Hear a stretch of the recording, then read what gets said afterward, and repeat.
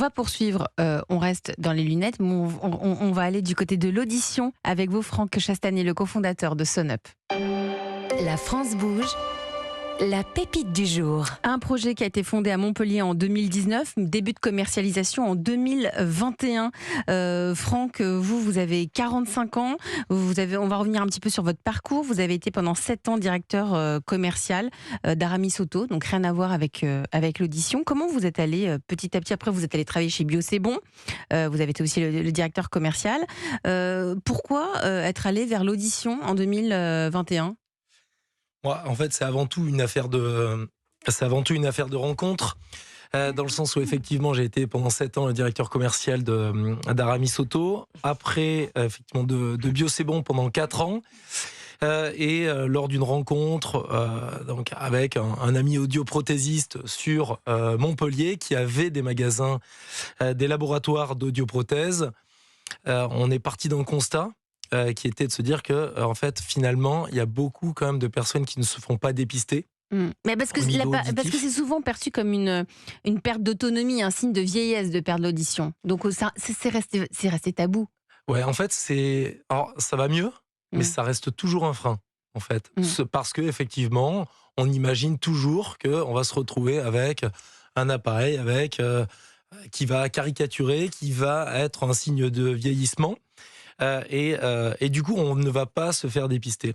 Et nous avons l'ambition justement de démocratiser cet accès au dépistage auditif et faire en sorte de faciliter cet accès-là en évitant que la personne aille se faire dépister, mais plutôt apporter le dépistage vers la personne.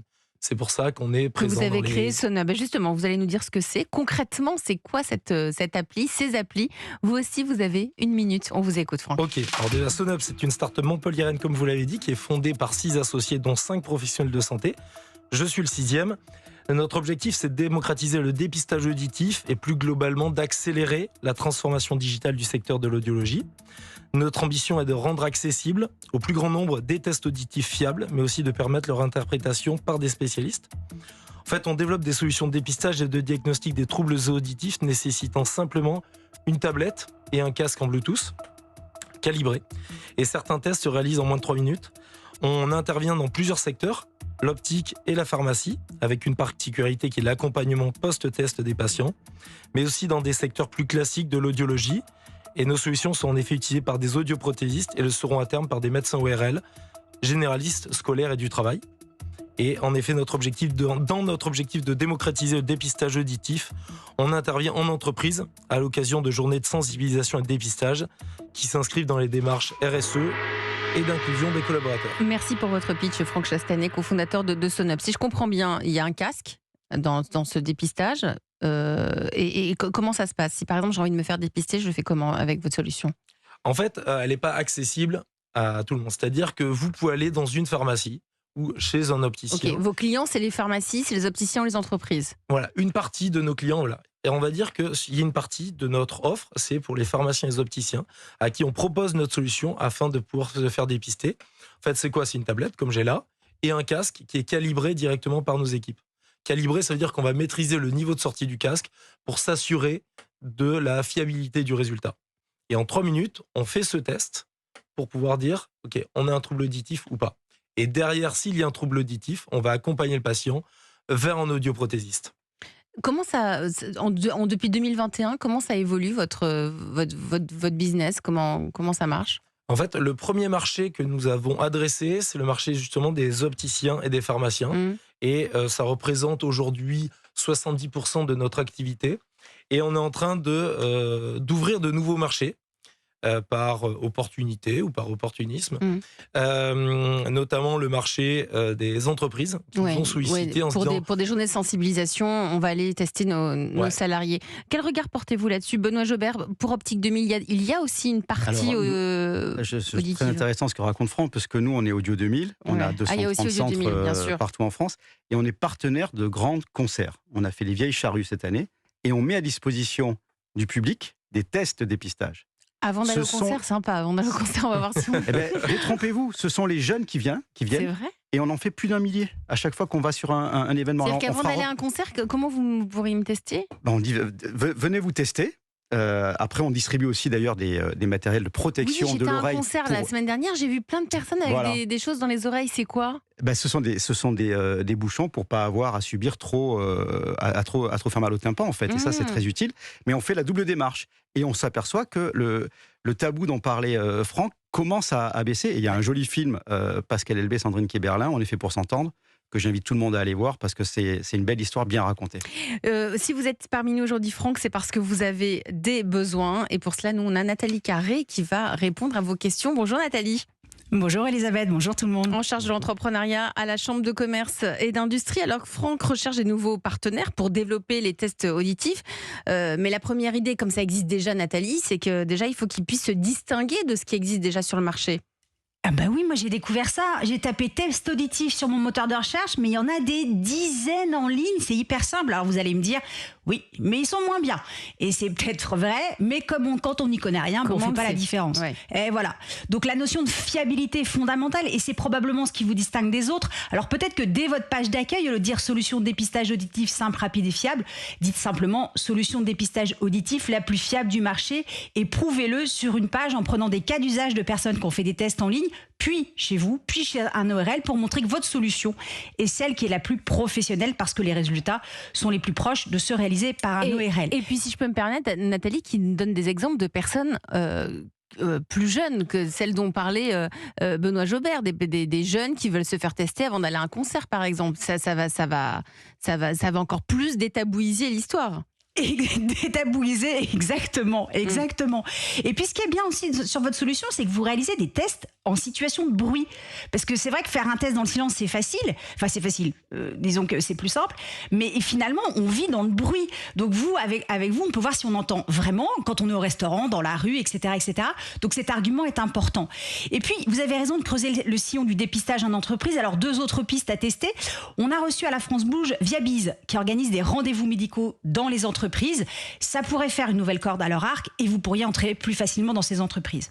Et puis, un partenariat avec la Fédération du bâtiment dans le cadre d'actions de QVT, de qualité de vie au travail, parce qu'évidemment, de nombreux métiers du bâtiment sont bruyants avec des risques pour l'audition. Alors bien sûr qu'il y a la médecine du travail, mais c'est une fois tous les 5 ans, je ne sais peut-être pas si c'est suffisant. Troisième idée, mais vous avez sûrement pensé, les mutuelles qui jouent un rôle dans la prévention, elles peuvent recommander votre test en ligne. Alors c'est pas vraiment un test, c'est un questionnaire, mais c'est un premier pas vers la résolution éventuellement de troubles de l'audition. Quatrième idée, les bandes de services qui se mettent en place chez les buralistes. On peut y payer une facture, réserver un billet de train et pourquoi pas faire votre question. Et ben voilà, pourquoi pas. Et puis, dernière idée, les collectivités. Certaines pourraient être intéressées pour organiser des tournées de dépistage auprès de leurs seniors dans leur commune. Les infirmières de la commune pourraient peut-être s'en charger à la demande. Et vu que vous proposez ensuite un accompagnement, ces seniors pourraient être alors pris en charge par vos soins, puis par vos partenaires. Vous en pensez quoi, Franck, de toutes ces idées ? Il y a beaucoup de choses. Ouais, il y a beaucoup de choses avec Nathalie. En fait, il y a des idées auxquelles effectivement on a déjà pensé, sur lesquelles on est déjà en train de travailler, notamment avec les collectivités et avec les mutuelles. Après, il y a des bonnes choses effectivement sur la manière de se démarquer sur notre site. Effectivement, il y a de la concurrence et effectivement notre différence, c'est que nous on est dispositif médical de niveau 1. Et on est en passe de devenir 2A. Parce que c'est important de le rappeler. Dans votre boîte, il y a 2 audioprothésistes, 2 docteurs en neurosciences et 2 ORL. Et un ORL. Et un ORL. Donc il y a toute une communauté scientifique qui est présente pour la fiabilité. C'est ce qui donne un peu la caution scientifique de vos tests. Ouais, tout à fait.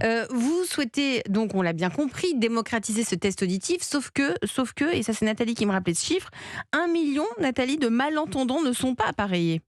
Eh ben, il semblerait effectivement qu'on a un problème. Alors moi, vous l'avez dit, moi je l'ai vu avec mon père et ma belle-mère. En fait, le sujet il est psychologique, et beaucoup plus que technique. Être appareillé, c'est être vieux. Voilà. Sauf qu'en fait, les appareils, ils ont sacrément évolué. Ils sont hyper discrets. Mais ça fonctionne, franchement. Ça fonctionne vraiment. On entend mieux. Moi, je l'ai vu avec ma belle-mère. Soudainement, ça marche mais vraiment bien. On entend mieux. Et puis, ce sont des appareils qui sont connectés.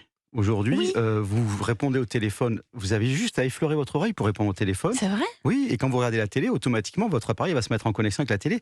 Et on ne les voit pas. Alors, comment convaincre les personnes qui en ont besoin ? Comment les convaincre ? C'est ça, en fait. Vous voyez bien que c'est psychologique. C'est devenu un truc de geek, en fait. Oui, maintenant, c'est un truc de geek, c'est plus un truc de vieux. Alors, effectivement, peut-être, première idée, organiser des challenges familiaux, comme une sorte de jeu concours. Les petits-enfants embarquent les grands-parents, ça devient un jeu intergénérationnel et plus un dépistage auditif. Alors, comment faire ? Bon, 2 idées. Vous trouvez un réseau qui accepte de relier ce jeu dans ses magasins de proximité. Au hasard, Audio 2000, au hasard. Vous modifiez votre test en ligne pour le gamifier, comme on dit, et vous communiquez sur TikTok auprès des jeunes pour le promouvoir. Parce qu'en fait, pour les enfants, les petits-enfants, c'est fatigant. Un papy ou une mamie qui n'entend plus passe son temps à répéter, il faut parler moins vite, plus articuler, la flemme. Allez hop, on teste tout le monde en famille. C'est une très bonne idée, Nathalie. Je peux rebondir ou pas ? Venir à la maison ? Non, je rigole. J'arrive. Non, mais en fait, je rebondis là-dessus parce qu'effectivement, vous avez raison. Et d'ailleurs, quand on intervient lors de salons, là, on était à Vivatech, ou d'autres salons, on fait des challenges de l'audition avec l'oreille d'or, avec un score que l'on a directement pour voir et faciliter la démocratisation de ces tests auditifs. Et ben voilà. On continue comme ça, Nathalie. Alors, associez-vous avec un studio jeux vidéo. Pourquoi ? Pour proposer encore une fois des challenges aux petits-enfants. Chaque petit enfant qui a convaincu son grand-parent de faire un test et de prendre rendez-vous avec un spécialiste si besoin, reçoit un bon cadeau pour un jeu vidéo, par exemple. Ça marche aussi avec les applis trop d'écran. Oui, non, Benoît Gébert nous l'a dit, on arrête les écrans parce qu'on va voir... ça va vous faire de la clientèle, en même temps. Mais bon, on n'en veut pas de celle-ci. Les myopes, non. Allez, ça suffit. On arrête les écrans, on va faire du sport et on les oublie. Merci. Oui, Nathalie Carré, vous voulez terminer ? Je vais peut-être. Alors, si on est pressé, je finis juste sur l'idée que SonUp devienne le facilitateur d'une audition adaptée pour que tout le monde puisse retrouver le plaisir de moments partagés sans monter le son. Merci Nathalie Carré, merci pour vos précieux conseils. Merci et bon week-end surtout Nathalie.